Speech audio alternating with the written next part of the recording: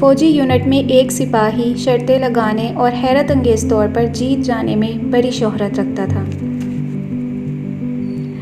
ایک یونٹ سے دوسرے یونٹ میں اس کا تبادلہ ہوا تو اس کے سابقہ یونٹ کے کمانڈر آفیسر نے اس کے نئے یونٹ کے کمانڈر آفیسر کو ٹیلی فون پہ بتایا کہ ہمارے یونٹ سے آپ کے ہاں ایک پوسٹ ہو کر آنے والا فلاں سپاہی شرطیں لگانے اور ہر بات جیت جانے میں بڑا ماہر ہے، تم احتیاط کرنا۔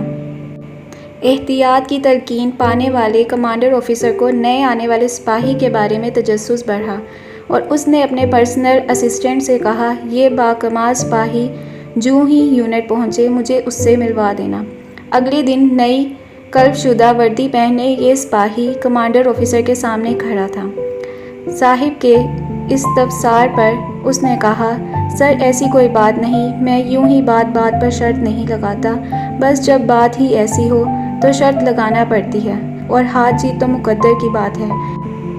جیسے اب مجھے معلوم ہے کہ آپ کی پیٹھ پر دل ہے، آپ اگر 500 روپے کی شرط لگاتے ہیں تو میں اس کے لیے تیار ہوں۔ کمانڈر آفیسر کو بھی کبھی نہ ہارنے والے کو ہرانے کا اشتیاق تھا۔